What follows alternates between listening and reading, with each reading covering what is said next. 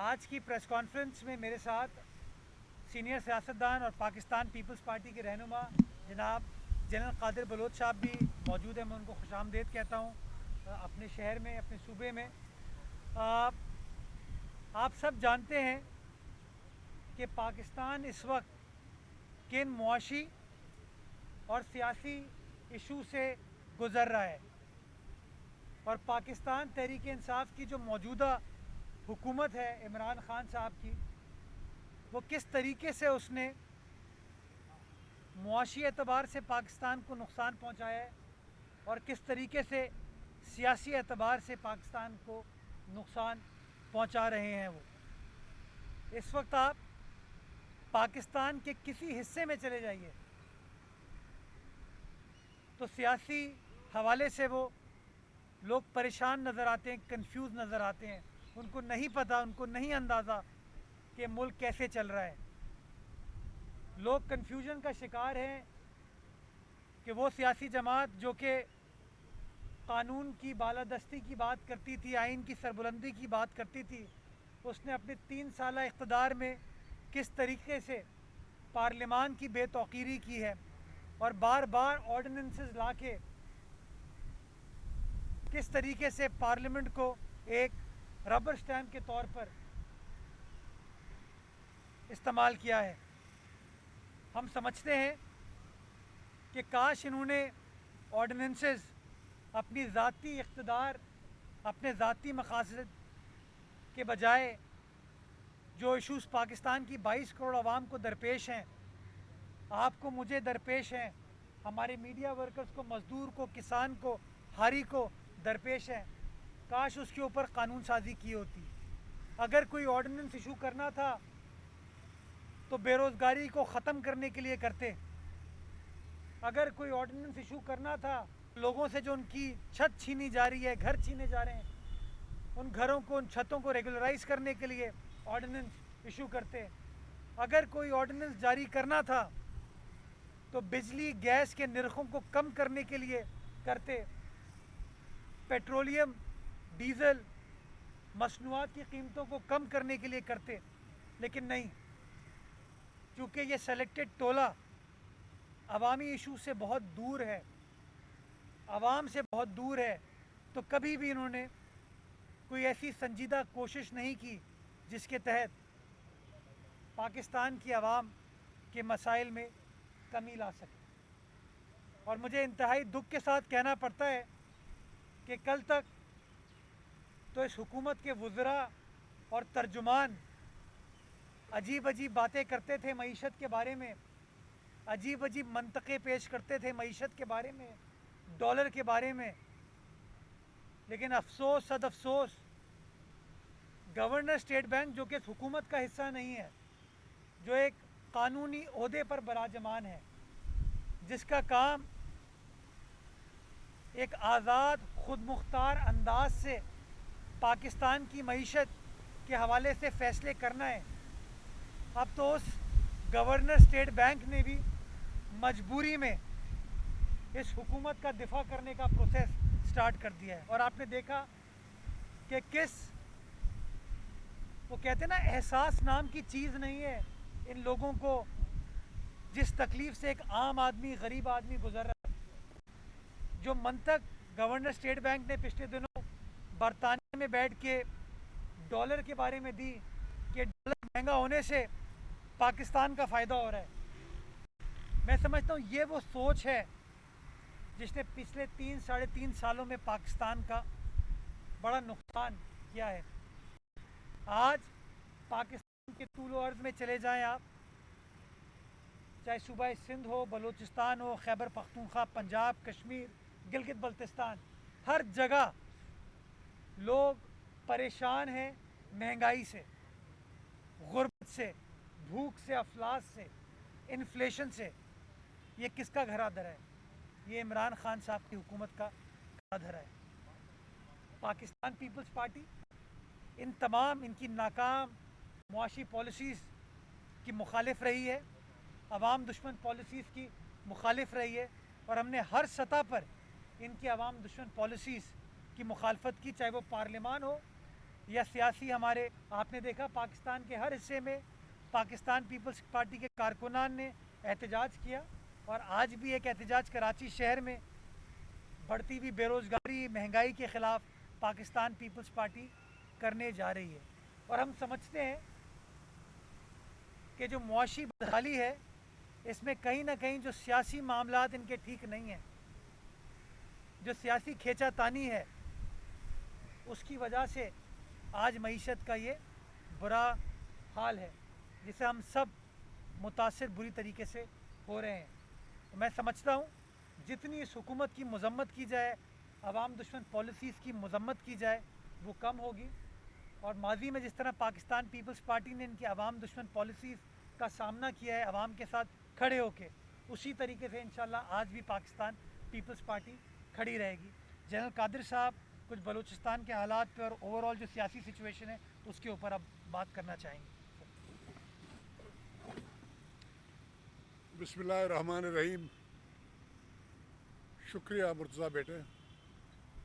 मुर्तज़ा भाई ने बहुत ख़ूबसूरत अंदाज में पाकिस्तान के मसाइल के बारे में, ख़ास कर मुआशी मसाइल के बारे में अपने दलील दिए, और उसमें मज़ीद इजाफ़ा करना काफ़ी मुश्किल काम है।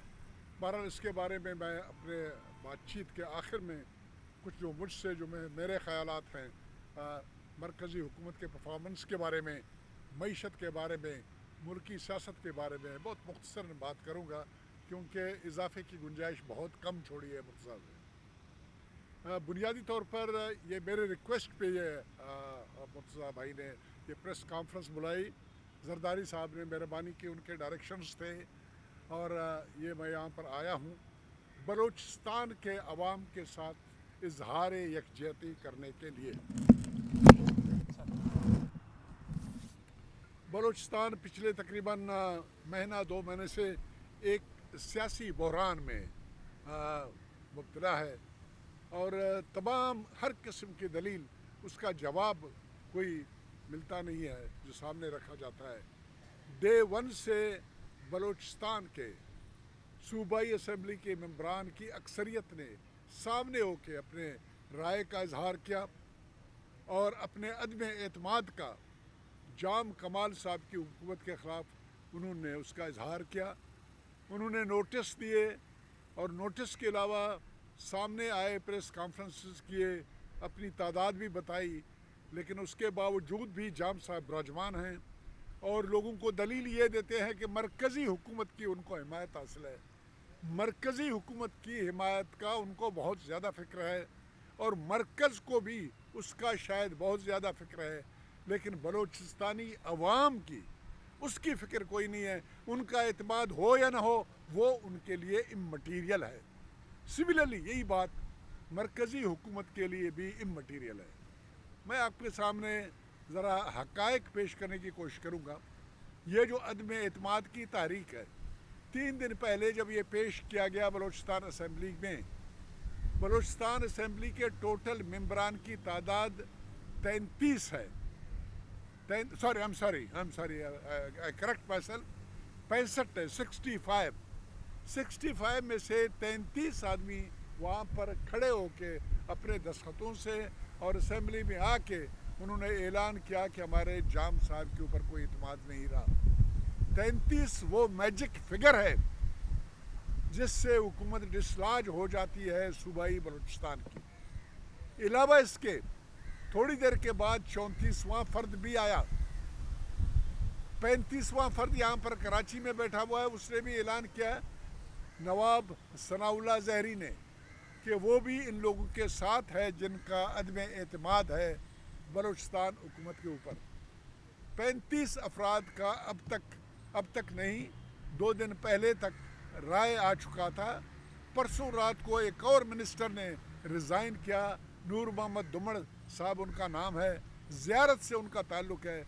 उन्होंने भी कहा कि इस हुकूमत के ऊपर उनका कोई एतमाद नहीं है। अब ये तमाम लोगों की तादाद को अगर इकट्ठा किया जाए तो अब तक 36 अफराद ने 65 की असम्बली में अदम एतमाद का इजहार किया है। जाम साहब की दलील क्या है कि नहीं जी, हमें जाना है वोटिंग की प्रोसेस पे और उसमें मैं अक्सरियत लूँगा। क्या कन्वे करने की कोशिश कर रहे हैं कि ये 36 आदमी जिन्होंने अपना ज़मीर के आवाज़ पे उन्होंने अपनी राय का इज़हार किया है, इनको वो तोड़ेंगे, इनकी राय को तब्दील करेंगे। मैं तो एक उस बात पे हैरान हूँ कि 3 साल गुजर गए, 3 साल के अपनी उनकी परफॉर्मेंस के बेसिस पे ये 36 अफराद ने, 36 मेंबरान ने बगावत की। 3 साल का अरसा एक तरफ, जाम साहब कहते हैं कि नहीं, ये 3 दिन के दौरान इनको मेरी परफॉर्मेंस, मेरी एफिशिएंसी, मेरी काबिलियत, मेरी अवाम दोस्ती इनके सामने आएगा और फिर वो अपनी राय तब्दील कर देंगे। जब असेंबली 25 तारीख को जिस वक्त असेंबली बैठेगी वहाँ पर, मैं इस बात पे हैरान हूँ कि ये कैसे मुमकिन हो सकता है। 3 साल में तो कोई उनके ऊपर असर नहीं हुआ। 3 साल के परफॉर्मेंस पर बेस करके उन्होंने बगावत की और 3 दिन के अंदर जाम साहब की ये 3 दिन की परफॉर्मेंस उनके सामने आएगी और अपनी राय का वो इजहार करेंगे नेगेटिव तरीके से उनके हक में और राय अदम एतमाद के मुखालफत में। मेरे प्रेस का भाइयों और अक्ल रखने वाले भाई, मैं आपसे ये सिर्फ ये बात पूछना चाहता हूँ कि ये कैसे मुमकिन होगा। इसके तो इम्कान का सिर्फ एक तरीका है और वो है हॉर्स ट्रेडिंग, वो है पैसा, वो है फंड्स का प्रॉमिस, वो है धौंस और धांधली, वो है धमकी, वो है वो ख़तरनाक नताइज जिसके बारे में उनको डराया जा सकता है, उनको बताया जा सकता है कि अपने राय को चेंज कर दो। और कोई मैजिक इस दौरान में, कोई जादू नहीं आएगा इनकी राय को तब्दील करने के लिए। और इसी दौरान में इन्हीं लोगों के ये 36 में से 4 आदमियों को इन्होंने गायब किया हुआ है, बंद किया हुआ है। और ये कोई ऐसी बात नहीं है कि पहली मर्तबा कही जा रही है, हमारे मुल्क में हुए हैं। चांगा मांगा भी हमारे तारीख का हिस्सा है, सबात भी हमारे तारीख का हिस्सा रहा है, पीसी बुरबन भी हमारे तारीख का हिस्सा रहा है। तो जाम साहब भी उन्हें अपने पुराने लोगों के, जब उनके अपने इनकी ख़ानदान सियासी ख़ानदान है, अगर वो छोटे थे तो उनके बड़े भी थे, तो उनको पता है तारीख़ का कि पाकिस्तान में कैसी ये कार्रवाई की जाती है। तो उन्होंने इन लोगों को अगवा किया हुआ है और बांधा हुआ है, छोड़ते नहीं है कि वो आए अपने राय का इजहार कर दें। चलो वो आए या ना आए, हम तो ये कहेंगे कि जमहूरी रवायात हैं, हर आदमी को हक पहुंचता है कि वो आए बिला खौफ व ख़तर अपने राय का इजहार करे। और स्पेशली हर आदमी को जाए कि वो सूबाई असम्बली का मेंबर हो और उनकी राय से हुकूमत बने या बिगड़े, उसको ये अपॉर्चुनिटी डिनाई कर लेना मेरे ख्याल में बहुत ज़्यादती है। आदमी को रियासत की खातिर, रियासत की बका की खातिर, रियासत की मनसूबी मजबूती की खातिर, जमहूरियत की बका और जमहूरियत की तसलसल के खातिर इस किस्म की कार्रवाई को हम मुकम्मल तौर पर कंडम करते हैं। हमारे पार्टी क़यादत ने 2 दिन पहले भी इस पर एक प्रेस कॉन्फ्रेंस करवाई। हमारी पार्टी क़यादत ने मुझे भी हिदायत की है और मुर्तज़ा बेटे को भी हिदायत की है कि हम भी उनके बिहाफ पे खुल के इसको कंडम करें। और इसकी कार्रवाई अगर यहाँ पर रुकेगी नहीं तो चेयरमैन बिलावल भी आएंगे और अपना एहतजाज यहाँ पर आपके सामने करेंगे। इस किस्म की कोई कार्रवाई हम बर्दाश्त करने को तैयार नहीं है। हम उस अमल का हिस्सा नहीं बन जाते हैं जो जमहूरियत की राह में रुकावट पैदा कर ले, जो जमहूरियत के तसलसल को ख़राब करे, जो कि बेईमानी और धांधली और हॉर्स ट्रेडिंग और पैसे के ज़रिए से लोगों की ज़मीर को ख़रीदने की कार्रवाई की जाए।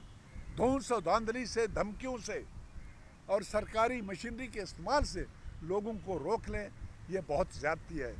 बलूचिस्तान एक बहुत सेंसिटिव सूबा है और बलूचिस्तान से हमेशा ये हुकूमतों का जब इख्तिताम होता है तो मामला बलूचिस्तान से ही उठता है और वहाँ से कार्रवाई उठता है और फिर पूरे मुल्क को इनगल्फ कर लेता है और फिर जम्मू प्रोसेस डीरेल होता रहा है। माजी हमें ये बता रहा है।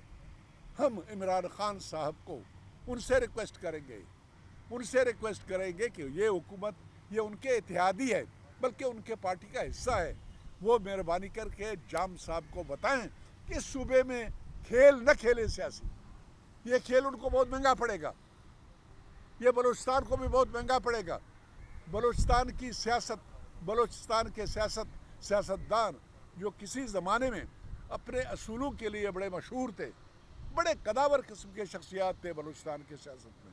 उनके नाम लेने की मुझे ज़रूरत नहीं है, आप प्रेस से मुतल्लिका लोग हम, उनके बारे में तो सोचना भी गुनाह था कि वो अपने ज़मीन का सौदा करेंगे और 3 दिन में वो राय तब्दील कर देंगे, क्योंकि 3 दिन में जाम साहब कोई स्पेशल अपने एक करैक्टर के साथ आएंगे, ऊपर से वही आ जाएगा और उनके लिए कहा जाएगा अहले दीन हैं, रज़ेदारी है उनकी, मुमकिन है उसका कोई कम्युनिकेशन हो, रब पाक के पास डायरेक्ट डायलिंग हो। मुझे नहीं लगता है कि ये जो 3 दिन में फ़ैसला होगा वो ऐसा फ़ैसला होगा जो आवाम की ज़मीर से मुतल्लिक होगा। तो मैं इसको, ये बलूचिस्तान वाले पोर्शन को यहाँ पर रोकता हूँ और इस डिमांड के साथ कि जाम साहब मेहरबानी करें और इमरान खान साहब मेहरबानी करें, मरकज़ी हुकूमत और सूबाई हुकूमत मेहरबानी करे, ये लोगों को रोके नहीं कि वो अपने राय के इजहार से बाज आ जाएँ और परे हटें और एक तरफ हों और घरों में उनको महबूस किया जाए। अभी जहाँ तक मुल्की मईशत का ताल्लुक़ है, मुल्की मईशत ने तो लोगों की चीखें निकलवा दी और डॉलर बड़ी तेज़ी से 200 रुपये की तरफ जा रहा है, 200 रुपये की तरफ जा रहा है। इसी तरीके से पेट्रोल भी 200 रुपये की तरफ जा रहा है।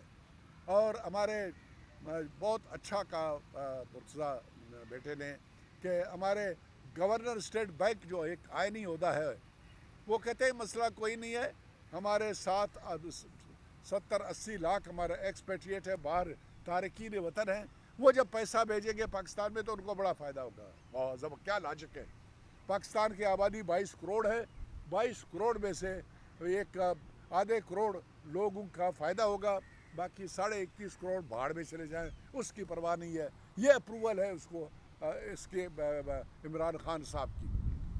और अवाम निकली है रोडों पे, पीपल्स पार्टी भी बाहर आई है और दूसरी पार्टियां भी आ रहे हैं। मैं तो सलाम कहता हूँ ये अपोजिशन पार्टी के लीडरान को कि वो उनको लीड कर रहे हैं। अगर इनको छोड़ते तो इस बात का इम्कान, बहुत ज़्यादा इस बात का इम्कान है कि अगर इनको रोडों पे अवाम को छोड़ दिया, अभी उनकी वो हालत पहुंची है कि वो last straw the back of the camel वाली कारी कहते हैं कि वो कोई पता नहीं कि लूट मार में इब्तला हो और सब कुछ दाएँ बाएँ कर दें, ऊपर नीचे कर दें। इस बात का इम्कान है, लोगों में अभी मज़ीद बर्दाश्त नहीं है, इस काबिल नहीं है। तो ये अगर ये करेंगे सियासतदान, हमारे सियासी पार्टी के लीडरान, ये अगर लीड करेंगे तो मुमकिन है उनको रेगुलेट करें और सही तौर पर करें। इमरान खान का टाइम ख़त्म हो गया है, अदारों के साथ कन्फ्रंटेशन उन्होंने ओपन शुरू कर दिया है और ये मुल्क के बका के लिए बहुत ही ख़तरनाक बात है। पीपल्स पार्टी इस बात पे यकीन करती है कि इस मुल्क में मसलहत की सियासत की जाए, मुल्क की मफाद की सियासत की जाए, आर्म फोर्सेस को जितनी सपोर्ट की ज़रूरत है वो उनको प्रोवाइड की जाए, क्योंकि इस खत्ते के हालात यही चीज़ डिमांड करते हैं। अफ़गानिस्तान में जो चेंज आया है और अफ़गानिस्तान के चेंज से कौन कौन से ममालिक और कौन कौन से सुपर पावर इसमें इन्वॉल्व हैं, उनके मफाद इफ़ेक्ट हो गए हैं। और ईरान में क्या हो रहा है, वो गल्फ़ क्रॉस क्या हो रहा है, ये वो बातें इनकी तफसीलात में जाना इस वक्त मुमकिन नहीं है। लेकिन इस वक्त इस बात की बहुत सख्त ज़रूरत है कि सियासी इत्तेहाद और इत्तेफाक हो, हम इकट्ठे हों और अपने आर्म फोर्सेस को और अपने लॉ इन्फोर्सिंग एजेंसीज़ को मुकम्मल सपोर्ट प्रोवाइड करें। कहीं ऐसा ना हो कि वो चीज़ें जो बॉर्डर को क्रॉस करके इस तरफ अगर कोई कार्रवाई हो तो उसके ख़िलाफ़ मौसर कार्रवाई न की जा सके। आप लोगों का बहुत बहुत मेहरबानी, मैंने आपका बहुत टाइम लिया। अगर कोई सवाल पूछना चाहें तो मैं शुक्रगुज़ार हूँगा और जवाब दूँगा, अगर मैं जवाब नहीं दे सका तो मुर्तज़ा।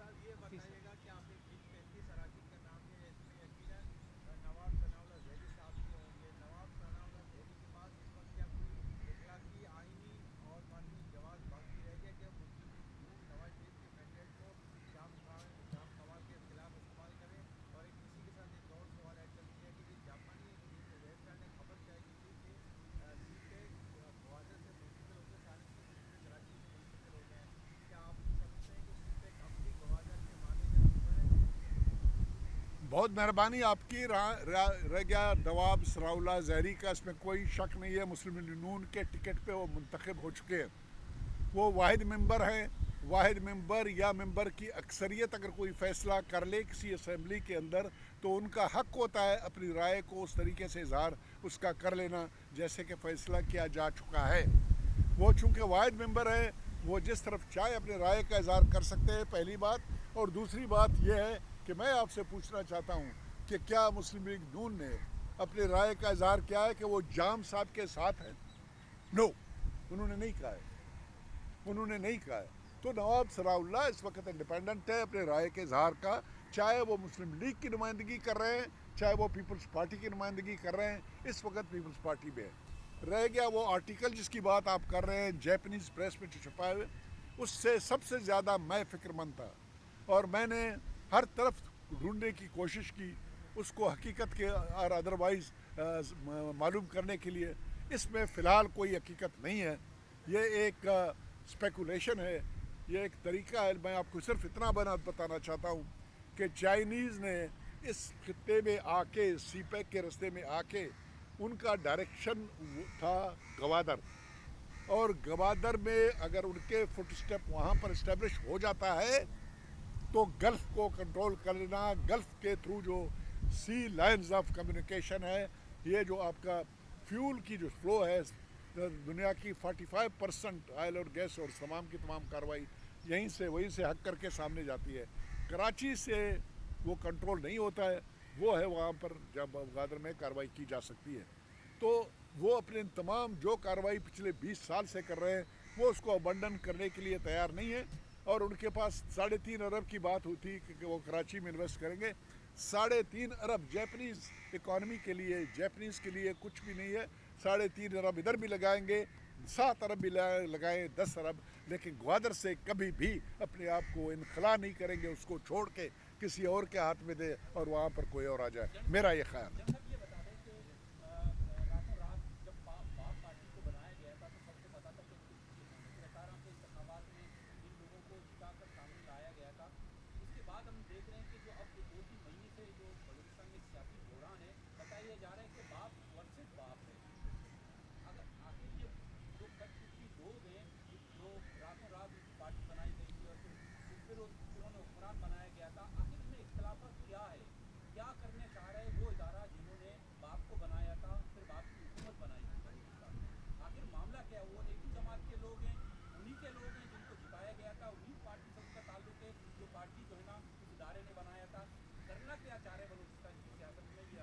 देखिए, आपने जो कुछ कहा इसमें काफ़ी हद तक सदाकत है, इसमें कोई शक नहीं।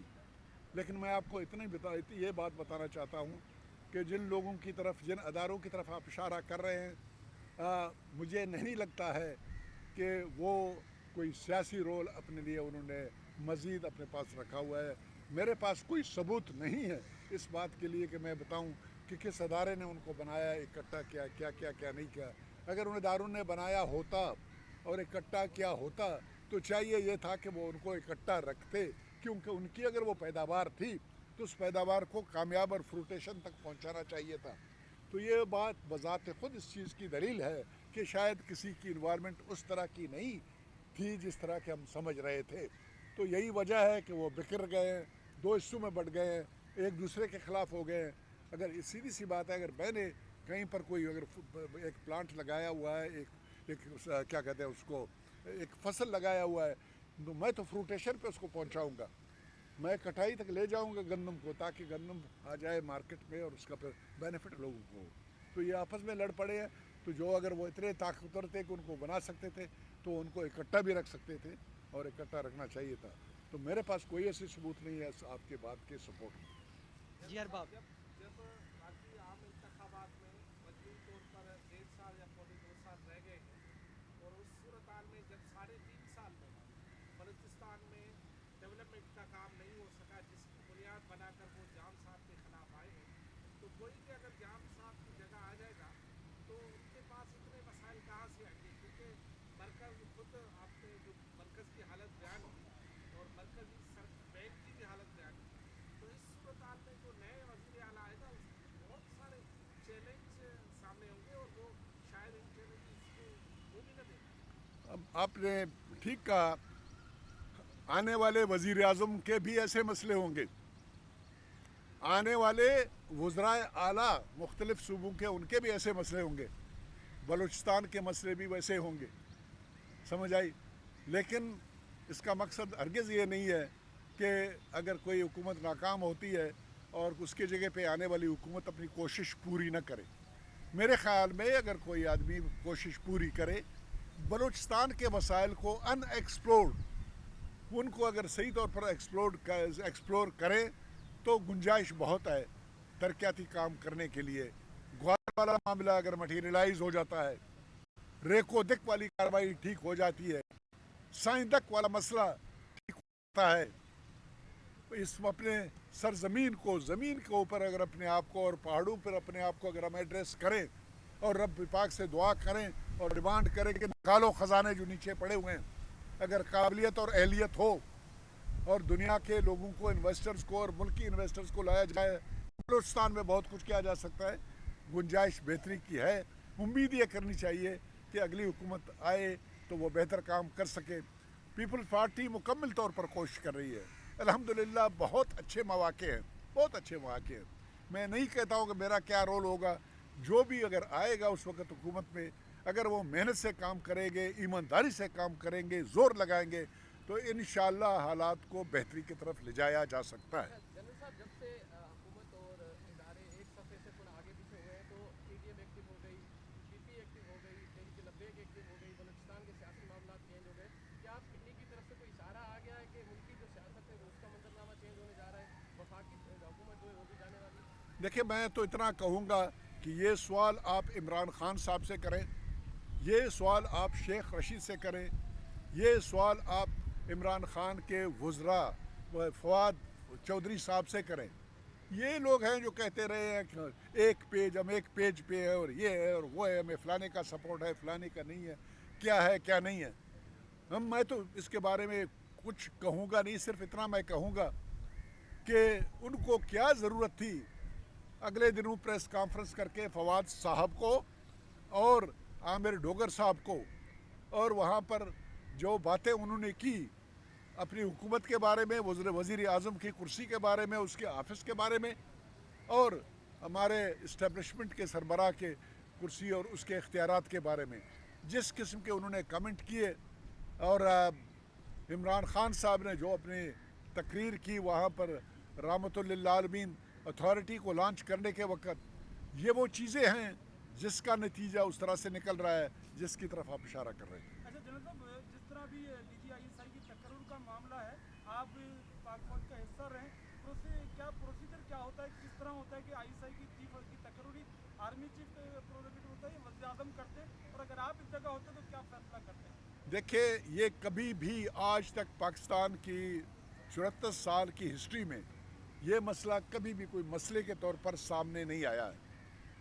DGISI अपॉइंट होता रहा है। 74 के बाद ISI में इन्वॉल्वमेंट बना इसकी सिविल गवर्नमेंट की, और प्राइम मिनिस्टर को बुनियादी तौर पर एक एडिशनल इनपुट के तौर पर सिविल की तरफ से IB है, इंटेलिजेंस ब्यूरो है, तो एक पॉलिटिकल विंग के तौर पर एक विंग उसके अंदर क्रिएट किया गया जिसमें प्राइम मिनिस्टर साहब की रोल की ज़रूरत पड़ गई और उनकी अप्रूवल हमेशा। और जो मेरी समझ है वो ये है कि चीफ ऑफ आर्मी स्टाफ उनसे ज़ुबानी इसकी डिस्कशन करते हैं, अप्रूवल लेते हैं, पोस्टिंग आर्डर निकलता है। उस पोस्टिंग आर्डर को किसी ने क्वेश्चनेबल नहीं किया, उसको उन्होंने बस किसी ने आज तक नहीं बनाया। इस हुकूमत ने किस लिए बनाया मेरे समझ नहीं आती, लेकिन मुझे कोई शक नहीं है कि इसके ऊपर कंसल्टेशन की गई थी। और ये जो कहानी ये जो खेली जा रही है, क्या कहते हैं उसको, समरी वाली कहानी, ये हमेशा बाद में होता रहा है, कागज लिखा रहता है। जहाँ पर एक पेज होता है तो रहता है ये कंसल्टेशन वाली कार्रवाई का। और यही हुकूमत कहती रही थी कि किसी किस्म का कोई इख्तलाफ नहीं है, तो कोई वजह नहीं है इस बात पे इस प्राइम मिनिस्टर से कंसल्टेशन नहीं की गई थी, उनका राय शामिल नहीं था इसमें, और उन्होंने भी खुल के अब तक ऐसी कोई बात नहीं की है। तो लास्ट क्वेश्चन, ये ज़रा ज़ोर से मैं ज़रा करें आर्मी मेरे चीफ भाई क्या है? एक लेफ्टिनेंट जनरल के खिदमात फौज से दिए जाते हैं। तमाम आर्मी के जितने भी रैंक एंड फाइल है, सिपाही से लेकर ऊपर तक एक सिस्टम है उसको रेगुलेट करने का, चलाने का, आगे पीछे करने का। इसी तरह से ऑफिसर्स की जब बात आती है, सीनियर ऑफिसर्स की बात आ जाती है, वहाँ पर रिक्वायरमेंट होती है इनको रेगुलेट करने के लिए, इनको दाएं बाएं करने के लिए। तो यहाँ पर ये जो तब्दीली आई है वो पुराने डीजी आईएसआई की एक रिक्वायरमेंट थी उसके कमांड की, कि बुनियादी तौर पर वो फुल्ली डिजर्व करते हैं ये उम्मीद रखने की कि अगली मरतबा शायद उनकी बारी आ जाए। फैसला करना प्राइम मिनिस्टर ने करना है, रब पाक की मर्जी उसमें शामिल होती है।